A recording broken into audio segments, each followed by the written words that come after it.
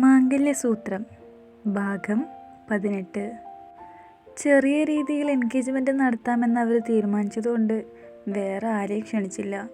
അനുവിൻ്റെയും കാശിയുടെയും വീട്ടുകാർ മാത്രമായി ചെറിയൊരു പ്രോഗ്രാം. അടുത്തുള്ള ഒരു റിസോർട്ടിൽ വെച്ച് ചെറിയൊരു ചടങ്ങ്. അങ്ങനെയാണ് രണ്ട് വീട്ടുകാരും തീരുമാനിച്ചത്. ആദ്യത്തേതെല്ലാം വളരെ ആർഭാടമായി നടത്തിയതുകൊണ്ട് എൻഗേജ്മെൻ്റ് ആയാലും വിവാഹമായാലും സിമ്പിളാക്കാമെന്നാണ് കാശിക്കും അനുവിനും ആഗ്രഹം. എൻഗേജ്മെൻറ്റിന് വേണ്ടി അവൾ ഗോൾഡൻ ആൻഡ് റെഡ് കസവ് വരുന്ന സെറ്റ് സാരിയാണ് എടുത്തത്. അതിന് മാച്ചായി 2 സ്വർണ്ണവളകളും കഴുത്തിൽ ചെറിയ നെക്ലസും എടുത്തു. സാക്ഷി നേരത്തെ തന്നെ അനുവിനെ വിളിച്ച് ഡ്രസ്സിൻ്റെ കളറൊക്കെ ചോദിച്ചിട്ടുണ്ടായിരുന്നു. അതുകൊണ്ട് തന്നെ കാശിക്ക് അതിന് മാച്ചായി റെഡ് കുർത്തയും ഗോൾഡൻ കസവ് വരുന്ന വൈറ്റ് മുണ്ടുമാണ് എടുത്തത്. ഇതിനിടയിൽ മോതിരം എടുക്കാനായി കാശിയും സാക്ഷിയും അനുവും പോയിരുന്നു. 2 പേരുടെയും പേര് പതിപ്പിച്ചിട്ടുള്ള കപ്പിൾ റിങ്ങാണ് അവരെടുത്തത്. മോതിരം എടുക്കാൻ ചെന്നപ്പോൾ കാശിയും അനുവും അധികമൊന്നും സംസാരിച്ചില്ല. കാരണം അനുവിന് ഭയങ്കര മടിയായിരുന്നു.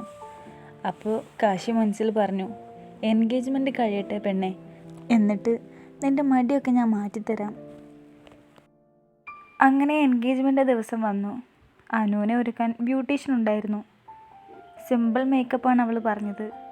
സെറ്റ് സാരിയൊക്കെ ഉടുത്ത് വന്നപ്പോഴേക്കും അവൾ ഒന്നുകൂടെ സുന്ദരിയായി. 10:30-ക്കായിരുന്നു സമയം നിശ്ചയിച്ചത്.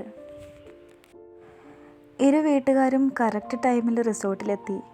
കയറുമ്പോൾ തന്നെ ഒരു വെൽക്കം ബോർഡ് വെച്ചിട്ടുണ്ടായിരുന്നു. അതിൽ കാശിനാഥൻ എൻഗേജ് അനാമിക എന്ന് കണ്ടതും അനുവിൻ്റെ ചുണ്ടുകളൊന്ന് വിടർന്നു. പിന്നീട് അവൾ ഡെക്കറേഷനൊക്കെ നോക്കി. അതൊക്കെ അടിപൊളിയായിരുന്നു. തീം എൻഗേജ്മെൻ്റ് ആയിരുന്നു. കായലോരം സ്റ്റേജ് വെച്ച് ഫ്ലവേഴ്സ് കൊണ്ട് ഡെക്കറേഷൻ ചെയ്ത് അടിപൊളിയാക്കിയിട്ടുണ്ട് അവിടെ.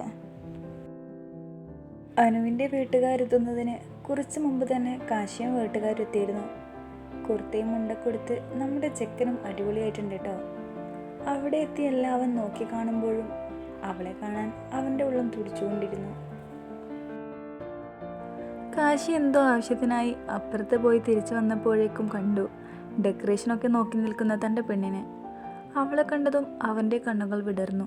ചുണ്ടിലൊരു പുഞ്ചിരി വിരിഞ്ഞു. എന്തൊരു ഭംഗിയാ പെണ്ണെ, നീ സുന്ദരി ആയിട്ടുണ്ട്. കാശി ആദ്യമായിട്ടാണ് അവളെ സാരിയിൽ കാണുന്നത്. അതുകൊണ്ട് തന്നെ കുറച്ചു നേരം അവൻ അവളെ തന്നെ നോക്കി നിന്നു. സാക്ഷിയോടും അമ്മയോടും സംസാരിച്ചിരിക്കുമ്പോഴാണ് അവന് പെട്ടെന്ന് എന്തോ ഓർത്ത പോലെ നോക്കുന്നത്. അപ്പോഴാണ് തന്നെ നോക്കി നിൽക്കുന്ന കാശി അവൾ കണ്ടത്.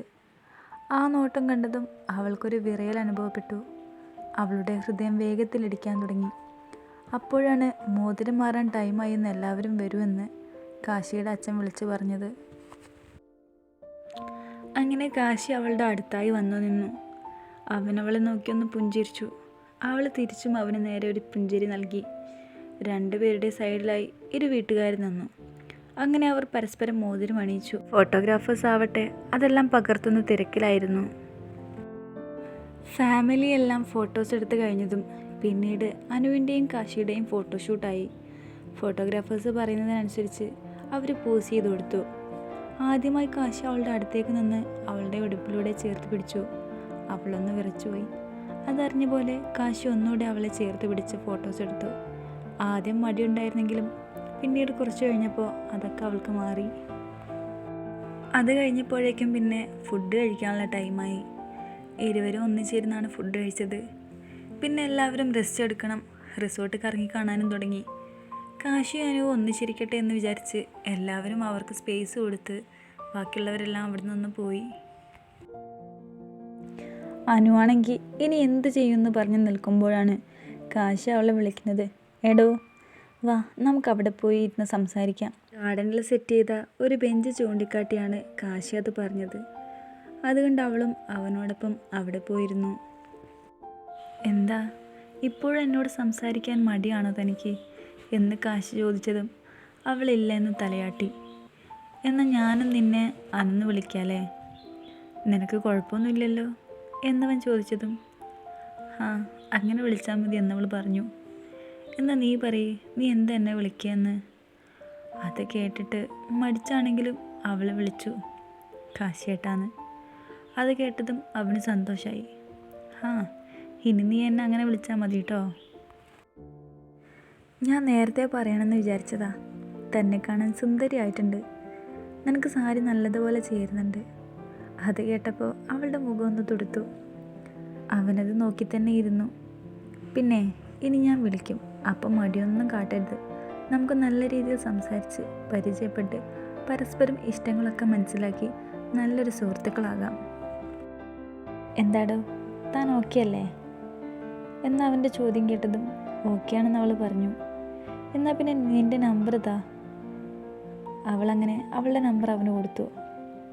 എന്നാ മക്കളെ ഇറങ്ങിയാലോ, സമയം ഒരുപാടായില്ലേ? അങ്ങനെയുള്ള കാശിയുടെ അച്ഛൻ്റെ വാക്കുകൾ കേട്ടതും അവർ പരസ്പരം യാത്ര പറഞ്ഞു. പോകാൻ നേരം അവൻ അവൾക്ക് കൈ നീട്ടി. അവൾ തിരിച്ചും അവന് കൈ കൊടുത്തു.